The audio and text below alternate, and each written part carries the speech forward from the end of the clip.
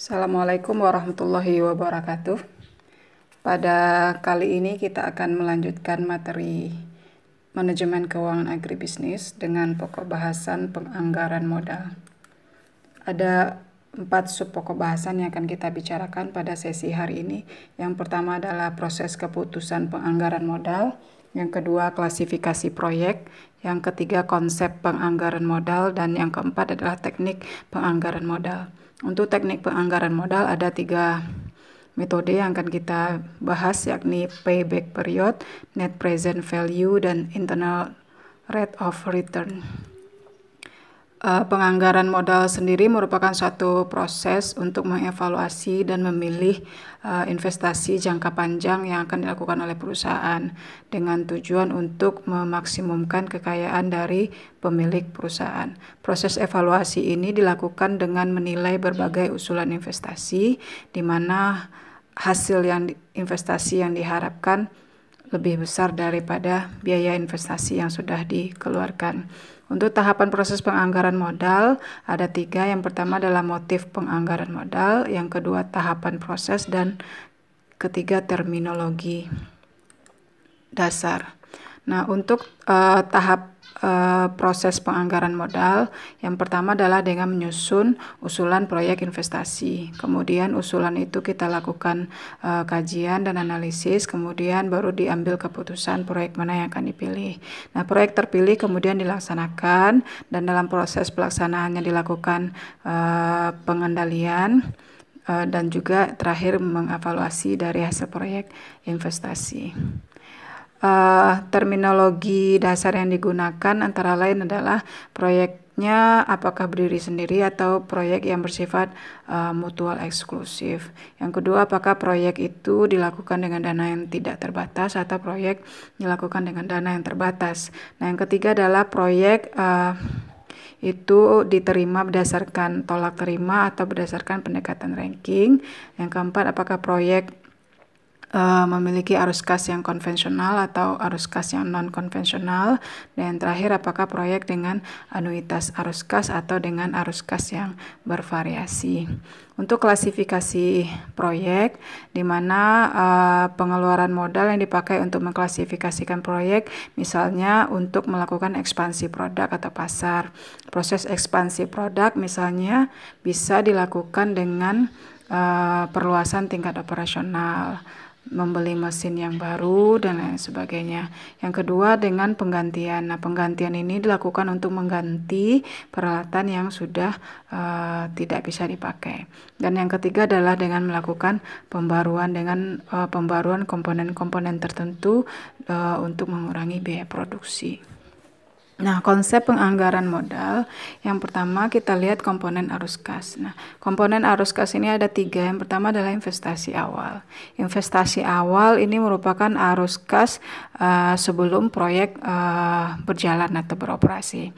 Sedangkan arus kas yang diterima saat proyek beroperasi sepanjang umur proyek, nah itu kita sebut sebagai arus kas operasional. Dan arus kas yang terjadi pada akhir proyek, nah ini yang kita sebut sebagai terminal cash flow.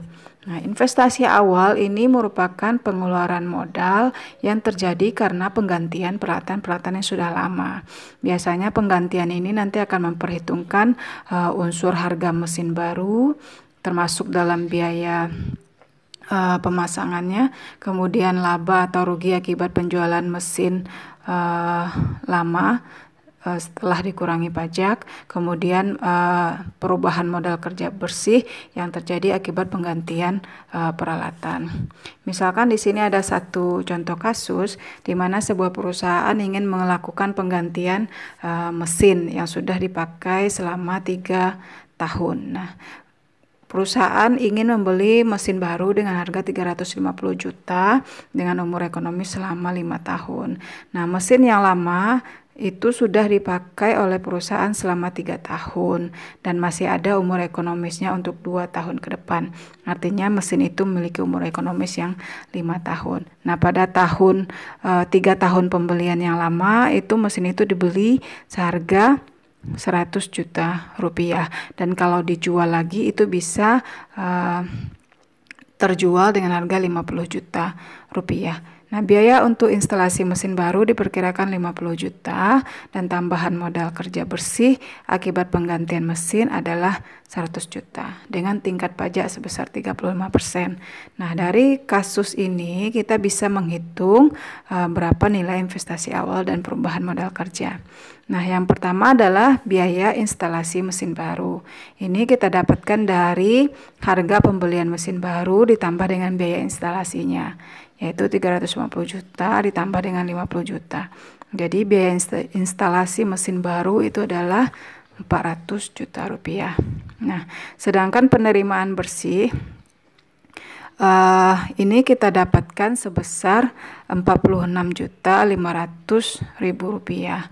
Nah, ini kita peroleh dari hasil pengurangan penjualan mesin lama dikurangi dengan pajak penjualan mesin lama sebesar 3.500.000 dan perubahan modal kerja bersih kita peroleh 100 juta sehingga bisa kita dapatkan investasi awal itu adalah 400 juta dikurangi dengan 46.500.000 kemudian ditambah dengan 100 juta rupiah sehingga investasi awalnya 453.500.000 rupiah. Untuk rincian perkiraan perubahan modal kerja bersih itu kita dapatkan dari perhitungan nilai kas 50 juta rupiah.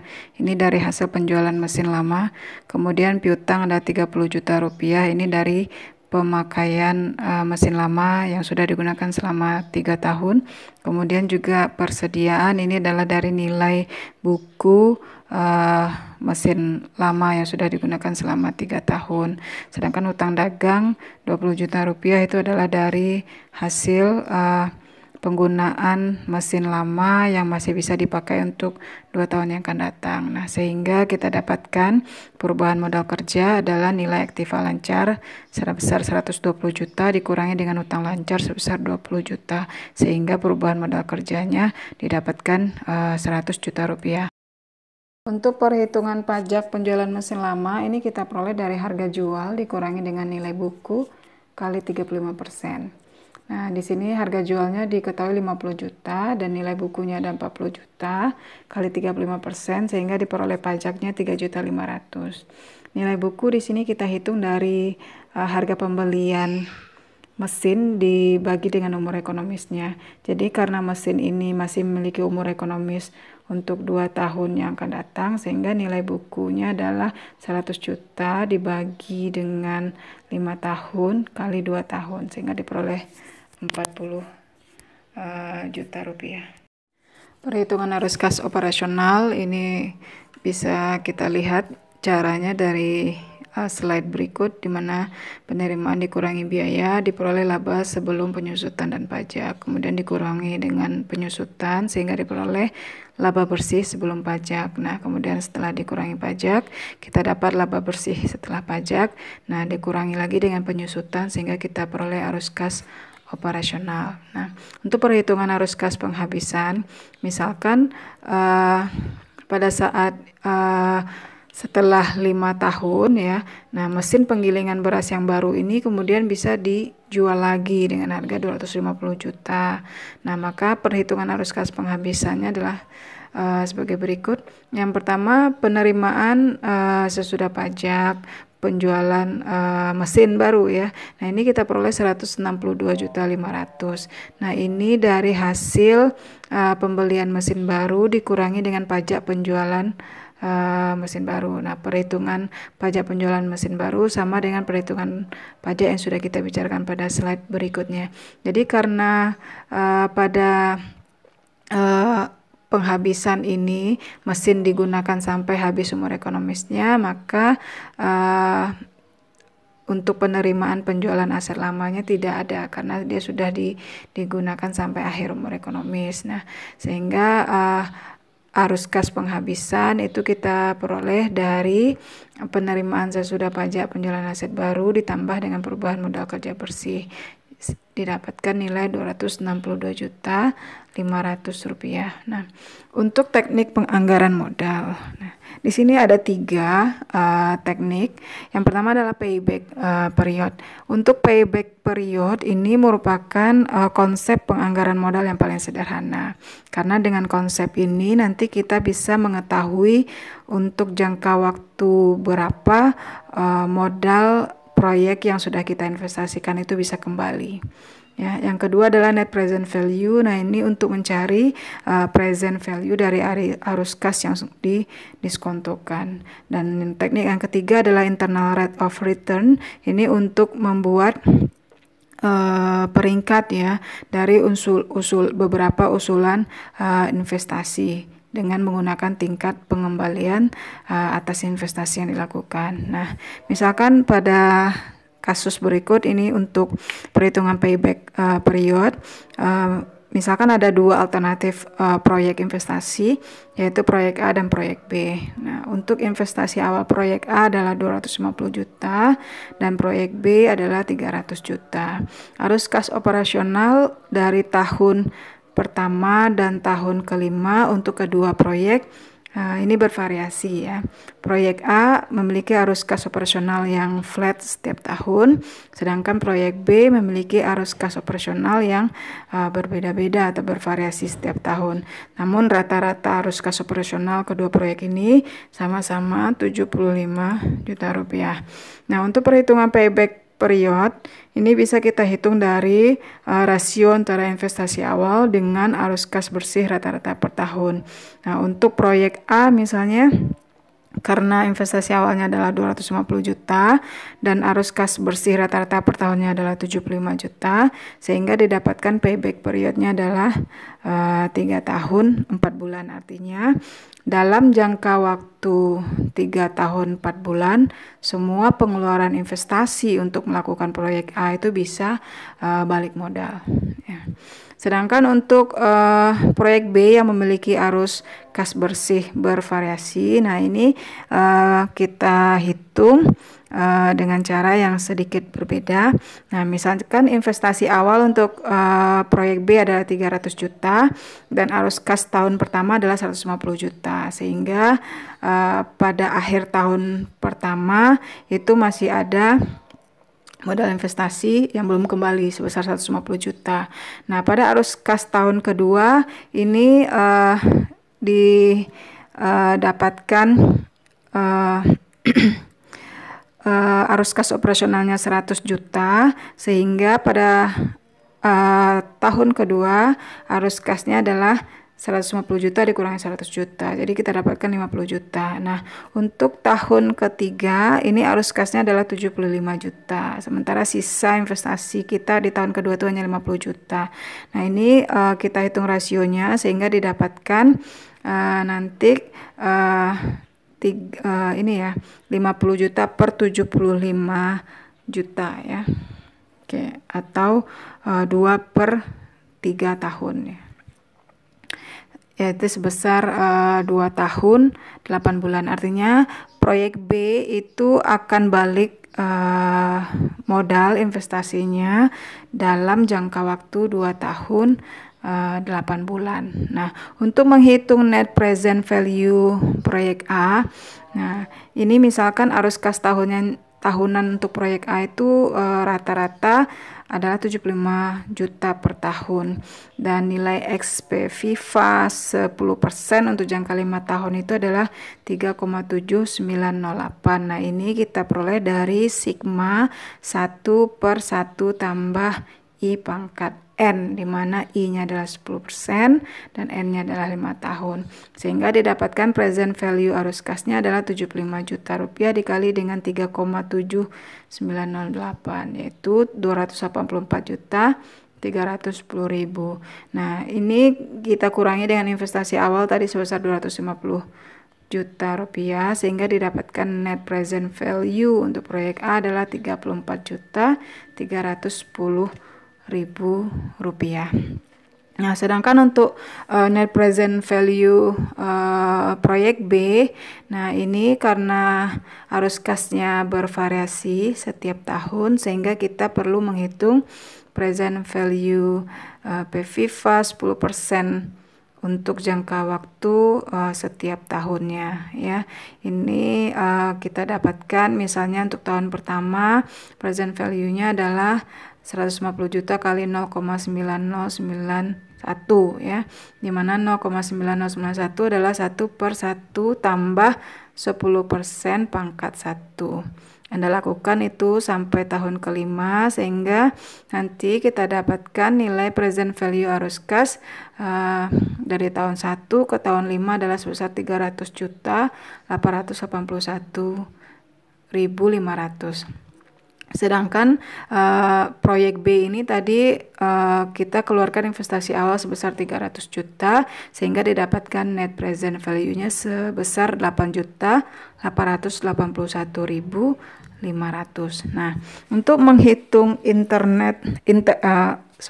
untuk menghitung internal rate of return, nah ini adalah dari rasio antara cash flow dibagi dengan 1 tambah IRR pangkat T. Nah, untuk investasi awal misalkan proyek A ya itu sebesar 250 juta dibagi dengan 75 juta sehingga didapatkan nilai 3,33. Nah, di sini kita lihat nilai PVIVA dengan N5 yang mendekati 3,3 itu adalah 3,3522 untuk nilai K sebesar 15% dan 3,2743 untuk nilai K sebesar 16%. Nah, nilai ini bisa Anda lihat dari tabel ya, tabel yang ada di buku-buku tentang evaluasi proyek investasi. Nah, kemudian kita bisa hitung nilai IRR dengan cara melakukan interpolasi. Nah, kemudian nilai X itu bisa kita hitung dari rasio antara 0,059 dibagi dengan 0,0779 dikali dengan 1% sehingga didapatkan nilai X-nya adalah 0,7574. Dengan demikian kita bisa hitung berapa nilai internal rate of return untuk project A yaitu 16% dikurangi dengan 0,7574% yaitu 15,2426%. Begitupun untuk proyek B ya dengan arus kas total 5 tahun sebesar 375 juta rupiah dan arus kas rata-ratanya adalah 75 juta rupiah dengan investasi awal sebesar 300 juta rupiah. Maka rata-rata tingkat pengembalian investasi itu kita dapatkan sebesar 4 ya, 4 tahun. Nah, nilai PVIVA dengan N sama dengan 5 yang mendekati 4 itu kita dapatkan untuk nilai K sebesar 8% yakni 3,9927. Ini bisa Anda lihat dari nilai tabel ya. Kemudian karena arus kas awal tahun itu lebih besar daripada rata-rata, maka di sini nilai IRR-nya bisa kita naikkan 1-3%. Nah, misalkan kita naikkan IRR-nya 2% dari K sama dengan 8, sekarang kita lihat untuk nilai K sama dengan 10%. Nah, dengan tingkat diskonto 10% kita dapatkan nilai NPV-nya adalah 8.871.500. Nah, artinya NPV-nya masih positif ya.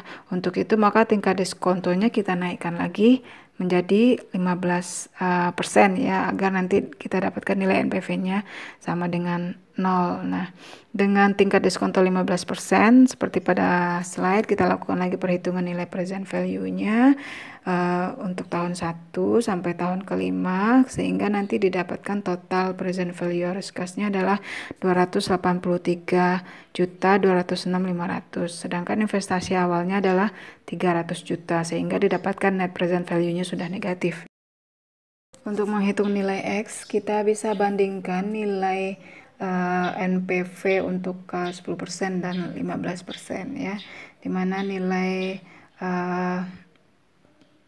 NPV pada K 10% positif sedangkan nilai NPV pada K 15% adalah negatif. Nah, ini kemudian kita lihat selisihnya dengan nilai IRR pada saat nilai K-nya adalah 5% ya.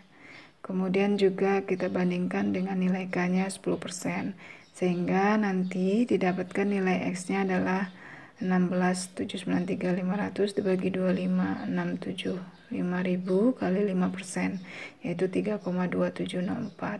Dengan demikian, maka nilai IRR untuk proyek B adalah 15% dikurangi dengan 3,27%, yaitu 11,7296. Nah, di tingkat internal rate of return untuk proyek B adalah 11,7% ya. Sedangkan IRR untuk proyek A tadi kita dapatkan adalah 15,24%. Oke, materi ini bisa Anda pelajari lebih lanjut dengan melihat daftar referensi yang tertera pada slide. Jika ada pertanyaan, kita lanjutkan dengan sesi tanya jawab. Terima kasih. Assalamualaikum warahmatullahi wabarakatuh.